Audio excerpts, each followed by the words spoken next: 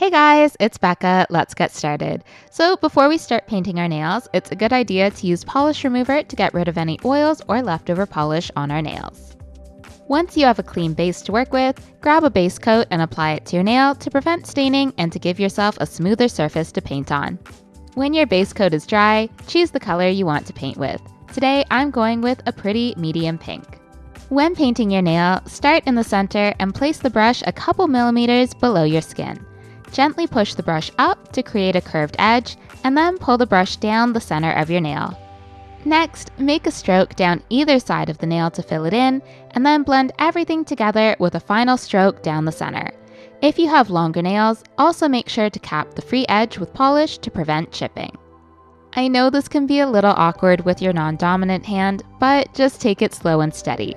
I think the best tips I can give you for painting with this hand are to rest both of your wrists on whatever surface you're painting on to keep them as steady as possible, and to use a light hand.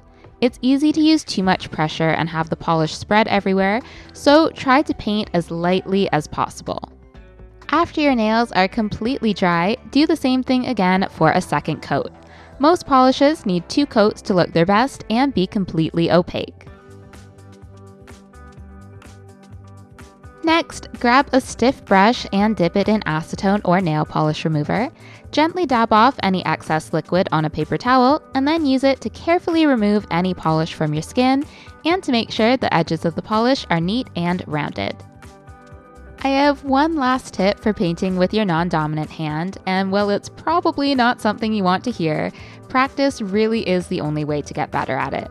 Stabilizing your wrists and using a light hand are great tips to help you improve, but they're not quick fixes. As long as you just keep painting and trying again, you'll get better and better each time you try. When you're happy with how the polish looks, apply a coat of glossy, fast-drying top coat to seal in the polish, give your nails a beautiful shine, and make your manicure last as long as possible. When your polish is completely dry, apply some cuticle oil around your nails and rub it in. This is especially important if you are using acetone, since acetone will dry out your skin.